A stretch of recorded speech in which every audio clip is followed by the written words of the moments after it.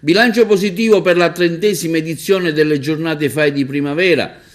Per il presidente Taibbi, un'edizione indimenticabile all'insegna dello spirito civico ed educativo. Sono stati infatti 4.000 visitatori che hanno partecipato sabato e domenica scorsi alla 30ª edizione delle giornate FAI di primavera. Tanti gli agrigentini che hanno scelto di dedicare il loro tempo libero alla scoperta del nostro straordinario e immenso patrimonio culturale, imparando a conoscerlo, amarlo ancora di più.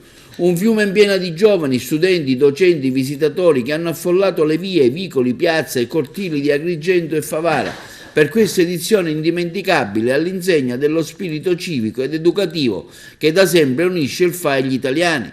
I luoghi eccezionalmente aperti sono stati visitati da migliaia di persone, hanno raccontato l'affetto col pubblico per la manifestazione e il legame profondo di Agrigento, avvocato Giuseppe Taibbi. Abbiamo visto tanti giovani che giravano per le strade, nei siti, abbiamo aperto Agrigento e Favara, in visita anche il prefetto di Agrigento, la dottoressa Cocciufa, che ha notato con grande importanza fermento, soprattutto quello dei giovani.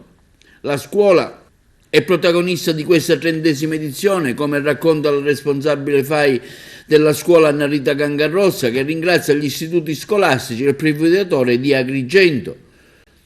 Tra i luoghi più visitati in tutto il paese Ci troviamo all'interno del Giardino della Colimbetra, dentro la Valle dei Templi di Agrigento.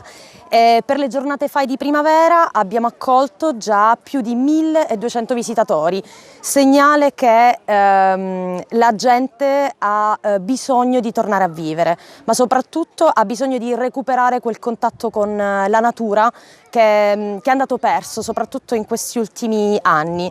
I numeri sono positivi, parlano già di una ripresa che speriamo sia appunto definitiva nel 2022. Solo nella giornata di sabato, anche grazie alla presenza delle scuole e degli apprendisti ciceroni, abbiamo registrato un più 40% rispetto al 2019, che è stato il nostro anno migliore. E quindi che dirvi, vi aspettiamo non solo al Giardino della Colimbetra, ma in tutti i luoghi della cultura. Tornate a popolare piazze, palazzi e giardini. Le giornate FAI di primavera sono dunque state ancora una volta un evento eccezionale dedicato ai beni culturali, con tanti visitatori che si sono messi in coda per scoprire in tutta sicurezza le diverse proposte nell'anno del trentennale. Quindi viva il FAI, ma viva questa città di Agrigento e dintorni che si risveglia e che da questo momento spero possa veramente riaprirsi per tutta la speranza.